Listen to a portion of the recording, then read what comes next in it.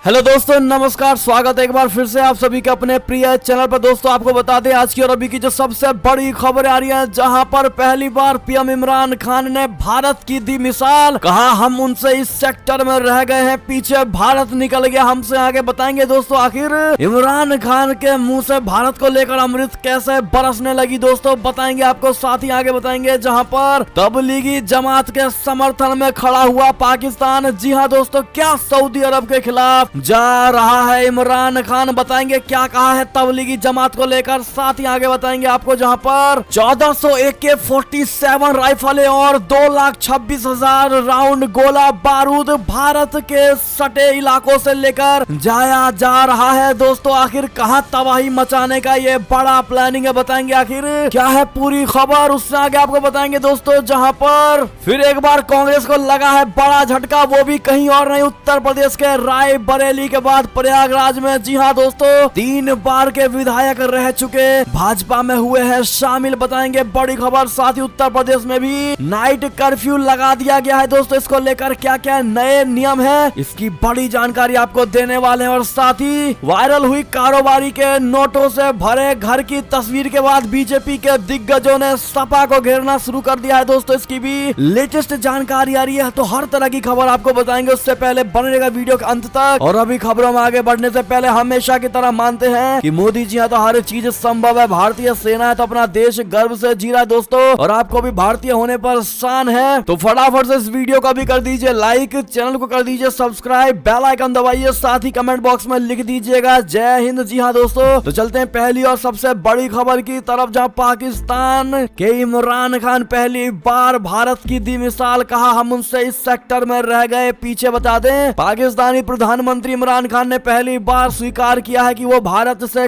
Tech industry में पीछे है। दोस्तों 23 दिसंबर को लाहौर में special technology zone Lahore Technopolis के उद्घाटन के मौके पर उन्होंने कहा कि पाकिस्तान टेक इंडस्ट्री में बहुत तेजी से आगे बढ़ सकता था, लेकिन कहीं ना कहीं कमी रह गई जिससे हम हिंदुस्तान से पीछे रह गए हैं। इमरान खान ने कहा है कि टेक्नोलॉजी के क्षेत्र में हम बहुत पीछे रह गए। उन्होंने कहा कि एक साथ आजाद मुल्क हुए हिंदुस्तान करीब 15 से 20 साल पहले इस सेक्टर में आया, और आज की तारीख में उनका करीब 150 अरब डॉलर का एक्सपोर्ट है। हिंदुस्तान ने जब 1990 के दौरान वैश्वीकरण को अपनाया तो वहां सबसे पहले विदेश में रहने वाले भारतीयों ने निवेश करना शुरू किया। इसे देखने के बाद दुनिया की बड़ी कंपनियां भारत पहुंची। ये हमारी बदकिस्मती है कि हमने अपने देश में कभी इस चीज पर ध्यान नहीं दिया, और जो देश निर्यात में हमसे पीछे था वो आज हमसे आगे बढ़ गया है। यानी कि दोस्तों भारत को टेक सेक्टर में सबसे आगे बताया है पाकिस्तान ने, और कहा है हमसे बहुत बड़ी गलती होगी। अगर आप भी मानते हैं दोस्तों कि आतंकवाद को बढ़ावा देना, दूसरे देशों के सामने चापलूसी करना, दूसरों के सामने पैरों पर गिरना, दूसरे बड़े देशों के तलवे चाटना जैसे काम अगर कोई देश करेगा तो उसकी यही हालत होगी। और आतंकवाद को अगर आप समर्थन दोगे तो कल को आप भी आतंकवाद ही कहलाओगे, ना कि किसी भी चीज में देश से आगे कहलाओगे। ऐसे में आप क्या जवाब देना चाहेंगे दोस्तों इमरान खान को? सुझाव कमेंट जरूर करिएगा। और खुद इमरान खान ने जो ये माना है कि भारत हमसे काफी आगे निकल गया, अगर आप भी मानते हैं कि भारत में वो सक्षमता है, भारत में वो पावर है, भारत में करने की काबिलियत है दोस्तों जो पाकिस्तान में नहीं, तो इस वीडियो को जरूर लाइक कर दीजिएगा। आपसे रिक्वेस्ट है। बढ़ते हैं अगली बड़ी खबर की तरफ, जहां पर तबलीगी जमात के समर्थन में खड़ा हुआ पाकिस्तान। क्या सऊदी अरब के खिलाफ जा रहा इमरान खान? बता दे सऊदी अरब के तबलीगी जमात पर प्रतिबंध लगाने की पाकिस्तान में जमकर आलोचना की जा रही है। पाकिस्तान के सबसे प्रभावशाली सूबे पंजाब प्रांत की विधानसभा में तो विधायकों ने तबलीगी जमात के समर्थन में बाकायदा प्रस्ताव तक पारित कर दिया है। दोस्तों पक्ष और विपक्ष के सभी विधायकों ने एक सुर में दावा किया है कि तबलीगी जमात का आतंकवाद से कोई लेना देना नहीं है। तो वहीं सऊदी अरब के धार्मिक मंत्रालय ने प्रतिबंध का ऐलान करते हुए कहा था कि यह संगठन आतंकवाद का एंट्री पॉइंट है। आपको बता दें पंजाब विधानसभा के स्पीकर चौधरी परवेज इलाही ने मंगलवार को सदन की विशेष बैठक बुलाई, और इस दौरान विधायक खदीजा उमर ने तबलीगी जमात के समर्थन में प्रस्ताव पेश किया। यानी कि दोस्तों पाकिस्तान के पंजाब विधानसभा में इसको यानी इस प्रस्ताव को पेश कर दिया गया है। स्पीकर ने प्रस्ताव पढ़ा और कहा कि सदन विश्वास को बढ़ावा देने वाले लोगों से सहमत है। उन्होंने दावा किया कि तबलीगी जमात का आतंकवाद से कोई लेना देना नहीं है और उनका इतिहास साबित करता है कि वे कभी भी इस तरह के काम में शामिल नहीं रहे हैं। बाद में प्रस्ताव को सदन ने सर्वसम्मति से पारित कर दिया। दोस्तों आपको बता दें, क्या सऊदी के खिलाफ जा रहे इमरान खान, दरअसल पाकिस्तान की ताजा आर्थिक हालात को देखते हुए संभावना कम ही है कि इमरान खान सपने में भी अपने आका सऊदी अरब के खिलाफ जाने की सोच सकता है। इमरान खान जानता है कि उन्हें अपनी नाकामियों को छिपाने और लोगों को बरगलाने के लिए धर्म का सहारा लेना ही होगा। और ऐसी स्थिति में जब पाकिस्तान में आम चुनाव करीब आ रहे हैं, तब इमरान तबलीगी जमात का समर्थन करते कट्टरपंथियों का विश्वास हासिल करने की कोशिश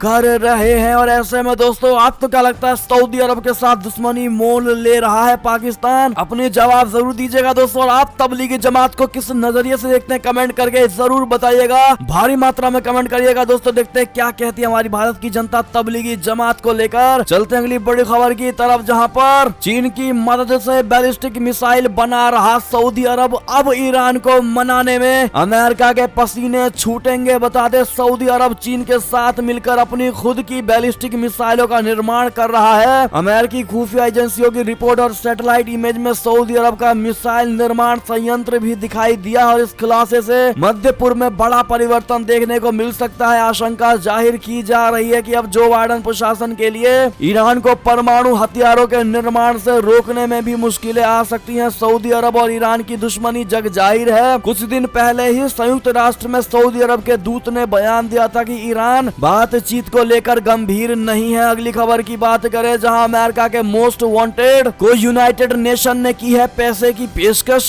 सिराजुद्दीन हक्कानी को देगा $60 लाख।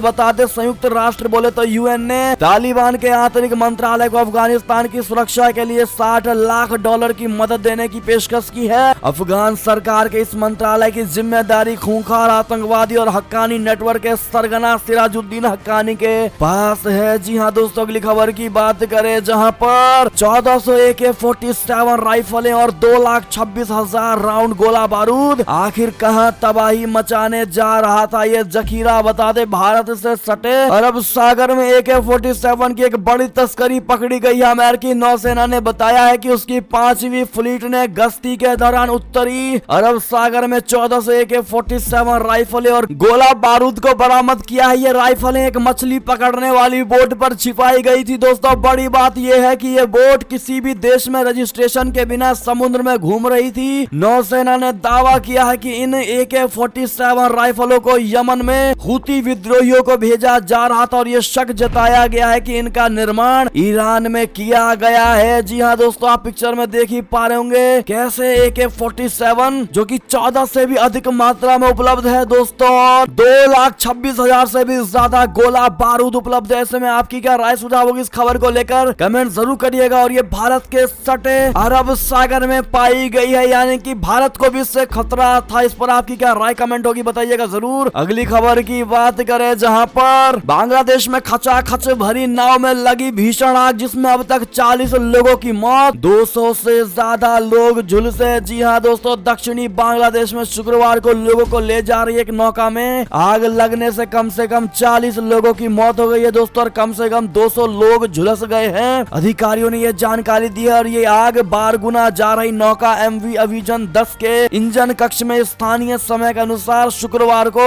तड़के 3 बजे लगी और ये नौका ढाका से रवाना हुई थी। जी हाँ दोस्तों, अगली खबर की बात करें, जहां पर बीजिंग खेलों में जापान भी नहीं भेजेगा अपने अधिकारी को। बता दें, अमेरिका, ब्रिटेन, कनाडा और ऑस्ट्रेलिया के बाद अब जापान ने भी बीजिंग ओलंपिक खेलों में सरकारी डेलीगेशन न भेजने का फैसला किया है। जापान ने इसे बहिष्कार का नाम नहीं दिया और इसे चीन में मानवाधिकारों के हालात का विरोध करने के लिए अमेरिका द्वारा खेलों का बहिष्कार करने की मांग से जोड़कर देखा जा रहा है दोस्तों। हालांकि जापान की प्रतिक्रिया मिली जुली हर घोषणा के अनुसार जापानी सरकार के मंत्री खेलों में नहीं जाएंगे। ऐसे में जापान के इस फैसले का समर्थन करते हैं दोस्तों, हाँ या ना में जवाब जरूर दीजिएगा। बढ़ते हैं अगली बड़ी खबर की तरफ, जहां पर रायबरेली के बाद अब प्रयागराज में कांग्रेस को लगा बड़ा झटका। 3 बार के विधायक रह चुके राजेंद्र त्रिपाठी भाजपा में हुए शामिल। बता दें, यूपी में अगले साल होने वाले विधानसभा चुनाव के मद्देनजर हर राजनीतिक दल और नेता अपने अपने समीकरण दुरुस्त करने में जुटा हुआ। इसी बीच कांग्रेस को रायबरेली की विधायक अदिति सिंह के भाजपा में शामिल होने के बाद प्रयागराज में भी तगड़ा झटका लगा है। 3 बार से विधायक राजेंद्र त्रिपाठी पार्टी को का दामन छोड़ भाजपा में शामिल हो गए हैं। दोस्तों राजेंद्र त्रिपाठी ने लखनऊ भाजपा कार्यालय में भाजपा ज्वाइनिंग कमेटी के अध्यक्ष लक्ष्मीकांत वाजपेयी की मौजूदगी में भाजपा की सदस्यता ग्रहण कर ली है। दोस्तों ऐसे में उनको बधाई हो और कांग्रेचुलेशन जरूर कह दीजिएगा राजेंद्र त्रिपाठी को। चलते अगली खबर की तरफ, जहां उत्तर प्रदेश में 25 दिसंबर से नाइट कर्फ्यू का आदेश दे दिया गया है। दोस्तों शादियों में 200 से ज्यादा लोगों को अब नहीं होगी इजाजत। बता दें कोरोना वायरस के नए वेरिएंट ओमिक्रॉन के लगातार बढ़ते मामलों ने देश में महामारी की तीसरी लहर के खतरे को बढ़ा दिया और ऐसे में ओमिक्रॉन के खतरे को देखते हुए शुक्रवार को यूपी की योगी आदित्यनाथ सरकार ने भी प्रदेश में नाइट कर्फ्यू का ऐलान कर दिया है। सीएम योगी आदित्यनाथ ने कोरोना वायरस के हालात को लेकर अधिकारियों के साथ एक उच्च स्तरीय बैठक की है, जिसके बाद यह फैसला लिया गया है कि उत्तर प्रदेश में 25 दिसंबर से नाइट कर्फ्यू लागू किया जाएगा, जो रात 11 बजे से लेकर सुबह 5 बजे तक जारी रहेगा। बता दें यूपी सरकार के इस नए आदेश के मुताबिक अब शादियों में 200 से ज्यादा मेहमानों को शामिल होने की इजाजत नहीं होगी। आपको बता दें कि एक दिन पहले ही गुरुवार को मध्य प्रदेश के मुख्यमंत्री शिवराज सिंह चौहान ने भी प्रदेश में नाइट कर्फ्यू लगाने का ऐलान किया था। ऐसे में दोस्तों ये बड़ी जानकारी थी जो हमने आपको बताई है। साथ ही अंतिम खबर की बात करें, जहां अयोध्या में रामलला की होर्डिंग से मचा सियासी भूचाल। आखिर क्या है पूरा मामला? दरअसल उत्तर प्रदेश के विधानसभा चुनाव से पहले अयोध्या में लगी राम मंदिर की होर्डिंग ने सियासत में भूचाल खड़ा कर दिया है। दोस्तों भाजपा सरकार की ओर से लगे बैनर में लिखा है कि फर्क साफ, तब रामलला थे टेंट में, अब हो रहा भव्य मंदिर का निर्माण। इसमें एक तरफ तिरपाल में विराजमान रामलला तो दूसरी तरफ राम मंदिर के मॉडल को दर्शाया गया है। कई जगह लगी इस होर्डिंग अब चर्चा का विषय बन गई है। इसने पूरे राजनीतिक माहौल को गर्म कर दिया है। दोस्तों बता दें भारतीय जनता पार्टी ने जहां इसे अपनी उपलब्धि बताने का प्रयास किया है, तो विपक्षी दल सपा और कांग्रेस इसको लेकर सवाल खड़ा करने की कोशिश कर रही है और भाजपा इसमें कुछ भी गलत मानने को तैयार नहीं है। आप क्या कहते हैं दोस्तों इस होर्डिंग को देखकर? क्या भाजपा ने इसमें कुछ गलत लिखा है दोस्तों, या वो अपने उपलब्धि को ही बता रही है, इसमें कोई गलत बात नहीं है? क्या मानते हैं आप लोग कमेंट में जरूर बताइएगा। और विपक्ष जिस प्रकार से इस पर सवाल खड़े कर रहा है, आपका जवाब तो बनता ही है। और आपके जवाब के साथ साथ दोस्तों ये थी अब तक की सारी बड़ी खबरें। आपको हमारी खबर कैसी लगी? आशा करता हूँ दोस्तों बहुत अच्छी लगी होगी। अगर थोड़ी भी अच्छी लगी है तो इस वीडियो को अभी अपने भाई बंधुओं में व्हाट्सएप, फेसबुक, ट्विटर के जरिए पूरे भारत में शेयर करना बिल्कुल मत भूलिएगा दोस्तों। और अभी कर दीजिए इस वीडियो को लाइक, चैनल को कर दीजिए सब्सक्राइब, बेल आइकन दबाइए, साथ ही कमेंट बॉक्स में लिख दीजिएगा जय हिंद जय भारत। तो मिलते हैं दोस्तों आपसे अगली बड़ी खबर में, तब तक अपना ख्याल रखिएगा। बहुत बहुत धन्यवाद। और खबरों का सिलसिला लगातार हमारे चैनल पर जारी है, तो अपडेट रहना बिल्कुल मत भूलिएगा दोस्तों। मिलते हैं आपसे अगली बड़ी खबर में। धन्यवाद।